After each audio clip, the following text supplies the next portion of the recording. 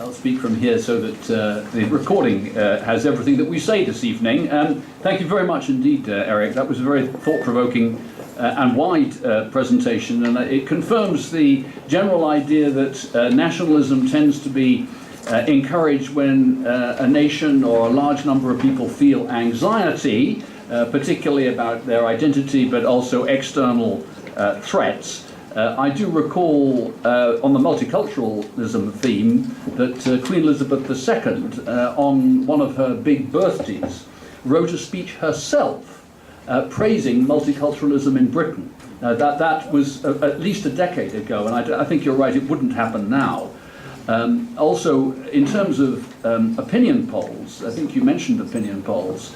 I remember at the Millennium Dome, there was a running total of people visiting as to whether they felt, English, British, or European, or whatever. And European was a very low figure. I don't remember exactly, but it was something like 20 or 22%.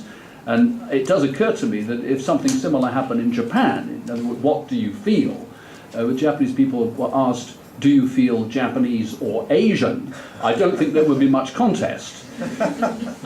But just anyway, it's time to introduce Dr. Kayano. I mean, Eric did say, I think very perceptively, that the issue of memory, dealing with the past, is a key one when it comes to identity and nationalism.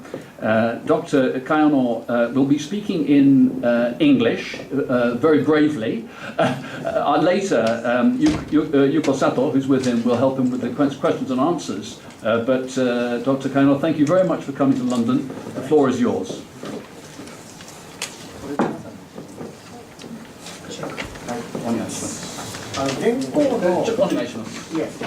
原稿のペーパーがありますので、皆さんこれを見てください。はい。I think you've got the handout of my script.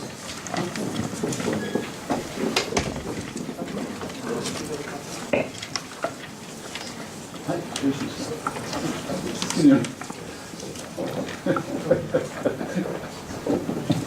Thank you. お願いします。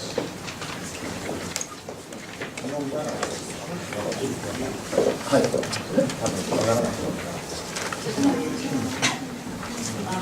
Probably it's better that you follow the script as well as I read it Ah, out. okay.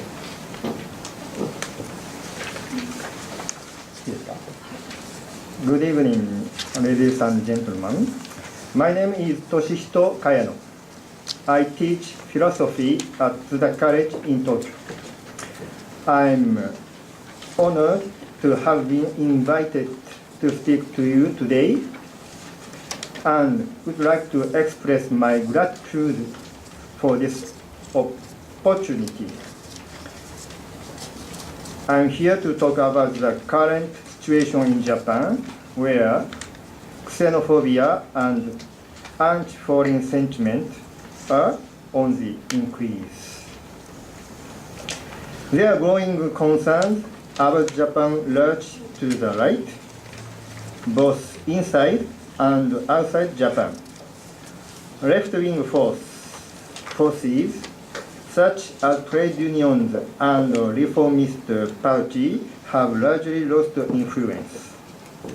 Conservative parties, on the other hand, use more nationalistic tones in their statement regarding diplomacy and historical issues, like the current administration of Shinzo Abe. What is more, there are regular demonstrations spouting hate speech against Koreans in the Korean town in Tokyo. This is a phenomenon that we have never seen before in Japan. From this perspective, we can say that the Japanese society has entered a new phase in the rise of nationalism. I would like to talk about this new phase today. I would like to focus on the sensational remarks made by a popular politician in Japan, the mayor of Osaka, Toru Hashimoto, about the comfort woman system. Wartime sex servitude for Japanese soldiers.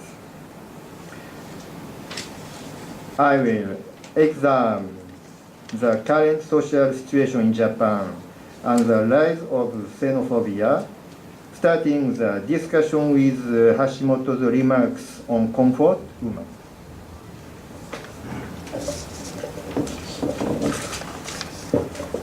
In May this year, Osaka Mayor Hashimoto said that the comfort woman system was necessary.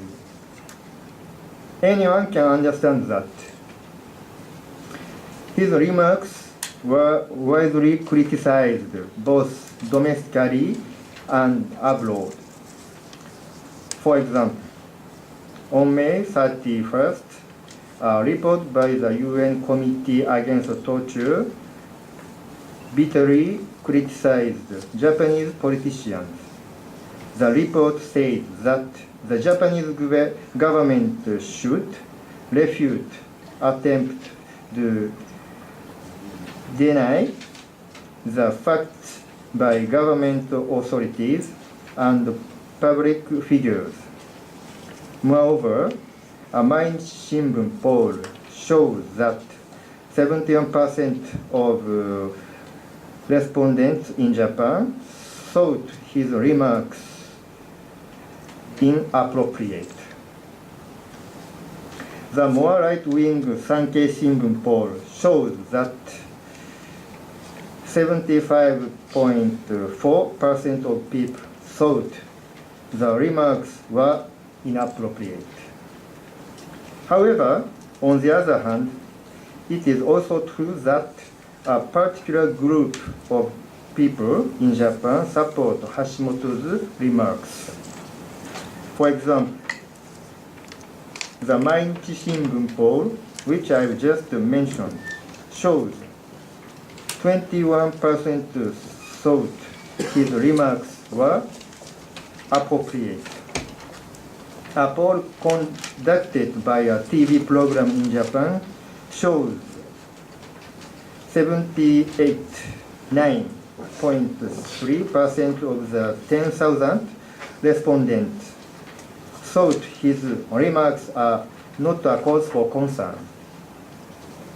There are also many comments defending Hashimoto's remarks on some websites. Why do so many people support Hashimoto's remarks? What is consistent with Hashimoto's remarks is that Japan must express apologies and remorse for the comfort woman system. However, it is not fair to blame only Japan. At Tokyo News Conference on May 27, Hashimoto said, "It is not a fair attitude to blame only Japan, as if the violation of human rights of women by soldiers were a problem unique to the Japanese soldiers." People who support Hashimoto agree with this aspect of his comments. There are two reasons for this. The first, the historical background concerning the issue of comfort women. Second, the current social situation in Japan, which makes Japanese people feel that our society position is threatened by South Korea and China. Now, let me summarize the historical background of the comfort woman issue. The comfort woman issue came to the fore in Japan in 1991 when a South Korean woman became the first woman to publicly testify that she was a comfort woman during World War II and to file for damages from the Japanese government. In 1993, the Japanese government acknowledged the Japanese military's role in setting up the brothels and offered sincere apology for the immeasurable pain and suffering inflicted on former comfort women. In 1995, a semi-governmental fund, the Asian Peace and Friendship Foundation for Women, was set up to send atonement money to former comfort women. By the way, the fund was semi-governmental and not completely governmental because the problem concerning property and crimes between Japan and Korea was fully satisfied by the conclusion of the 1965 agreement on the settlement of problem concerning property and crime, and the economic cooperation between Japan and the Republic of Korea, and the Treaty on Basic Relations between Japan and the Republic of Korea.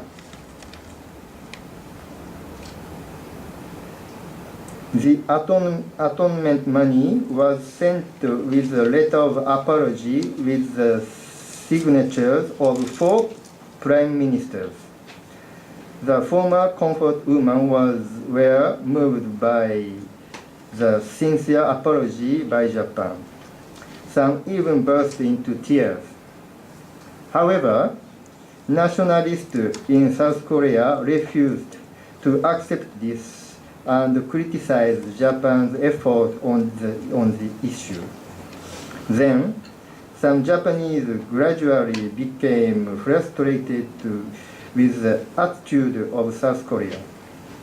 They started to think, we have given our sincere apology, but they seem to be perpetually blaming us. Their demands are never ending. Western countries have done similar things, and most also take the blame for their actions.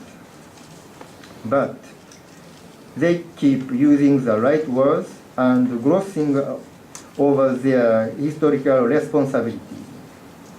So this is one reason of why Hashimoto's remarks were supported by some Japanese. Another reason is the difficult social situation in which the Japanese people live. Since 1991, when the issue of comfort women came to the fore, Japan has been suffering under difficult economic conditions due to the prolonged recession and the negative effects of globalization. Japan was once known as a country with a stable employment system. However, 1 in 3 Japanese are non-regular employees now. Because of this economic downturn, many Japanese people started to fear that they might become a failure in society. The fear and anxiety reinforce the idea that I must find a place to belong in Japanese society. The greatest concern for many Japanese people is to ensure this place to belong and have a position in society. This notion of ibasho, a place to belong, might be unfamiliar for people who brought up in the UK. For the Japanese, the notion of place to belong is very familiar. It means that you have a secure place in his or her relationship with others and in the community, having been given a particular role in that community. Therefore, the meaning of your existence is secure. So, for the Japanese people who are experiencing unstable and fragile economic conditions, ibasho, a place to belong, is what they want most. Now, many Japanese think that it is more important to build a good, stable relationship with others and to participate in the community than to be economically and socially successful. We Japanese tend to define our existential value through the relationship with others. In fact, the problem of university student suicide is becoming a serious issue in Japan. Students who have failed to find a job suffer from the feeling that they are not needed by the society and worth nothing in the society. In such condition, people cling to the ethnic identity that they are Japanese in order to gain a place to belong in society. They rely on their ethnic origin and believe that as long as I am Japanese, I will be treated equally. The Japanese government and society will protect me from poverty. They will never exclude me. They will listen to my voice because I am Japanese. Nationalism lies like this, through people's search for a place to belong in an economically unstable society. And this reactivation of Japanese identity easily links to exclusion of the other. For example, welfare lesbian bashing is becoming more and more frequent in Japan. This is because people think that they are taking the benefits away from us without working for the state. We are working hard to gain a place to belong, but they are living with our money paid by taxes. This kind of resentment is at the basis of exclusion of others. The problem is that this kind of exclusion of the other can become extreme because it is based on anxiety and fear that they might become a failure of society. And it mostly ends up with criticism of foreigners. But unlike Western society, there are not many immigrants in Japanese society. Therefore, South Korea and China become the target of attack. They are the states that criticize Japan for what it had done until the end of World War II. They are the states with conflicting interests concerning territorial issues. The economical conditions also foster hate against South Koreans and Chinese. In the last 2 decades, many Japanese people have been suffering because of difficult economic conditions. And now, they have to compete with South Korea and China. Many Japanese factories have moved to China and South Korea. Then, at the factories, Chinese and Korean workers inevitably replace the Japanese workers.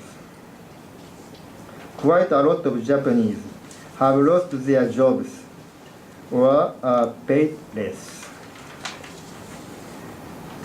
These economic conditions led to the current image of South Korea and China as neighbors that take away from us. This image easily overlaps with the historical issues and territorial issues.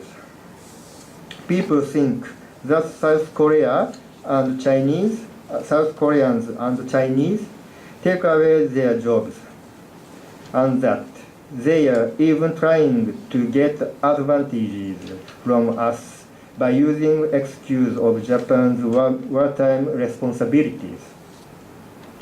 This anti-foreign rhetoric is repeated in the comfort woman issue.